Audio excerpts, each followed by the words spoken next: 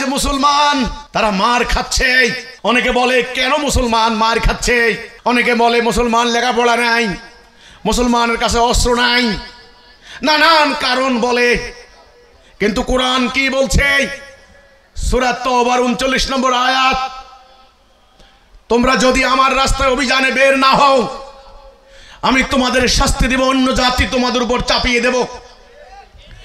মুসলমান নামাজ ত্যাগ করে নাই, মুসলমান হজ ত্যাগ করে নাই, মুসলমান দাড়ি টুপি ত্যাগ করে নাই, মুসলমান জুব্বা ত্যাগ করে নাই, মুসলমান মসজিদ নির্মাণ করা বাদ দেয় নাই, মুসলমান তসবিহ দানা টপকানো বাদ দেয় নাই, মুসলমান জিকির আজগার দোয়া কালাম বাদ দেয় নাই, মুসলমান বাদ দিয়েছে জিহাদ সংগ্রাম। একটা জাল হাদিস আবিষ্কার করেছে, আত্মার বিরুদ্ধে জিহাদ বড় জিহাদ। এটা হাদিস নয়, এটা আরবের প্রবাদ বাক্য। বিশিষ্ট মুহাদ্দিস ইবনে হাজার আসকালানী রহমতুল্লাহ আলাইহি, আপনারা জানেন উনি একজন হাদিস বিশেষজ্ঞ ছিলেন। তিনি এই হাদিসের আদ্যপন্ত খোঁজ খবর নিয়ে তিনি মতামত দিলেন এটা হাদিস নয়, এটা আরবি প্রবাদ বাক্য। যে নবী বলেছেন আন্নাল জান্নাত ফি জিলালিস সায়ফ, তলোয়ারের ছায়ার নিচে জান্নাত, যে নবী বলেছেন আমি যোদ্ধা নবী, আমি ওয়ারিয়র, যে নবী নিজের হাতে একটা দুর্ধর্ষ যোদ্ধা বাহিনী তৈরি করলেন, যেই জাতির মধ্যে খালিদ ইবনে ওয়ালিদের মতো বিশ্ববীর বিশ্ববিজয়ী যোদ্ধা তৈরি হয়েছেন, আলী ইবনে আবু তালেবের মতো, মুসান্নার মতো, দিরারের মতো, সাদ বিন আবি ওয়াক্কাসের মতো, আবু উবাইদার মতো এক একটা সিংহ পুরুষ তৈরি হয়েছেন, যাদের রণাঙ্গনে যাদের মোকাবেলা করার হিম্মত দুনিয়ার তৎকালীন সুপার পাওয়ার রোমান সাম্রাজ্য, পারস্য সাম্রাজ্য তাদের ছিল না।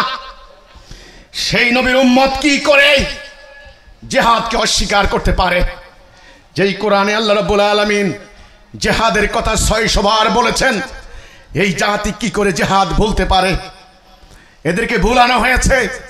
ব্রিটিশ সাম্রাজ্যবাদীরা মাদ্রাসা প্রতিষ্ঠা করে 146 বছর ধরে 26 জন খ্রিস্টান প্রিন্সিপাল দিয়ে ইসলামের বেসিক আসল বুনিয়াদি বিষয়গুলিকে গায়েব করে দিয়েছে। আজকে ওরা জঙ্গি বিমান নিয়ে নারীদের উপরে ধ্বংসযজ্ঞ চালায়, আর আমার নারীরা ভয়ে তারা গর্তে লুকায়। আজকে তারা অ্যাটম বোমা বানায়।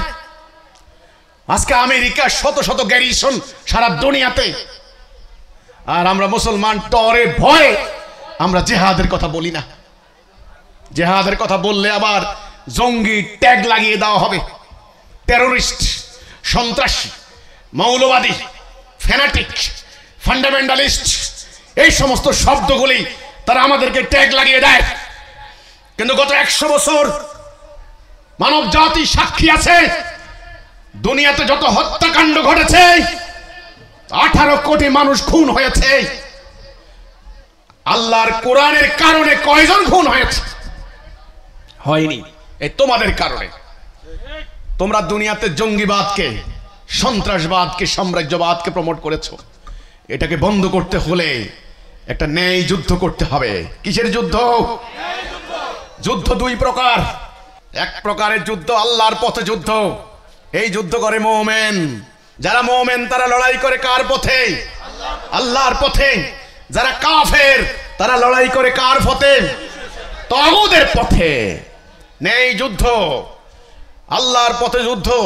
যুদ্ধের উদ্দেশ্য হবে, আল্লাহ রাব্বুল আলামিন বলেছেন, কাতিলুহুম হাত্তা লা তাকুনা ফিতনাতু ওয়া ইয়াকুনু দ্দীনু কুল্লুহু লিল্লাহ। ফিতনা নির্মূল না হওয়া পর্যন্ত যুদ্ধ করো। যুদ্ধ হবে কিসের জন্য? ফিতনা নির্মূল করার জন্য। যুদ্ধ হবে মানবাধিকার প্রতিষ্ঠা করার জন্য। এই ন্যায় যুদ্ধ আপনার মানবাধিকারের অংশ। আজকে যে সমস্ত হিন্দু ভাইয়েরা মুসলমানদের জিহাদের, কোরআনের কিতালের সমালোচনা করেন, কিতালের আয়াত দিয়ে দিয়ে সোশ্যাল মিডিয়ায় অপপ্রচার করেন যে ইসলাম সন্ত্রাসের ধর্ম, ইসলামের পাতায় পাতায় কেবল যুদ্ধের কথা আছে, যারা আপনারা বলেন গীতা পাঠ করেন? গীতা, আমি মুসলমান, আমি যেমন কোরআন পাঠ করি, আমি আপনাদের সম্পর্কে জানার জন্য গীতা পাঠ করি। আমি দেখি গীতার পাতায় পাতায় যুদ্ধের কথা। আপনারা বলেন, অবতার বলেন আর যাই বলেন, অর্জুনকে শ্রীকৃষ্ণ, অর্জুন বলছে বারবার, না না আমি এই যুদ্ধ করব না, এই হত্যাকাণ্ড আমি সহ্য করতে পারবো না, এত মানুষ খুন হয়ে যাবে, আমার পরিবার মারা যাবে, আমি যুদ্ধ করব না। কৃষ্ণ বারবার বলছেন তোমাকে যুদ্ধ করতে হবে, গান্ডীব উঠাও, যুদ্ধ করো। আপনারা সেই গীতায় বিশ্বাসী, সেই গীতার অনুসারী হিন্দুরা কি করে কোরআনের যুদ্ধনীতির সমালোচনা করতে পারেন? আজকে ভারতের সেনাবাহিনী 1.5 মিলিয়ন, 15 লক্ষ সৈন্য ভারতের, কিসের জন্য? মুড়ি মুকড়ি খাওয়ার জন্য? যুদ্ধের জন্য। অ্যাটম বোমা বানিয়েছেন প্রায় 250, কিসের জন্য? আপনাদের 6 থেকে 8,000 ট্যাঙ্ক, কিসের জন্য? যুদ্ধ বিমান হাজার হাজার, কিসের জন্য? তো আপনারা যুদ্ধ করবেন, আপনাদের গীতায় অনুপ্রাণিত করবে, আপনাদের শ্রীকৃষ্ণ মহাশয় যুদ্ধের অনুপ্রেরণা দিবেন, আর আমাদের আল্লাহ রাব্বুল আলামিন আমাদের ইজ্জত রক্ষার জন্য, আমার ঈমান রক্ষার জন্য, আমার মাটি রক্ষার জন্য, আমার দেশ রক্ষার জন্য, আমার ধর্ম রক্ষার জন্য আমি যদি যুদ্ধ করতে যাই, আমাকে জঙ্গি সন্ত্রাসী কেন বলবেন? হে মুসলমান, তোমরা যদি অন্যায় না করো, তোমরা যদি আইন ভঙ্গ না করো, মানবাধিকার লঙ্ঘন না করো, সাম্প্রদায়িক হামলা না করো, অযৌক্তিক অনর্থক কর্মকাণ্ড না করো, উগ্রবাদী কর্মকাণ্ড না করো, তবে তাহলে তোমরা ন্যায়ের পথে লড়াই করার জন্য প্রস্তুত হও। সবাইকে প্রস্তুত? লড়াই লড়াই লড়াই চাই,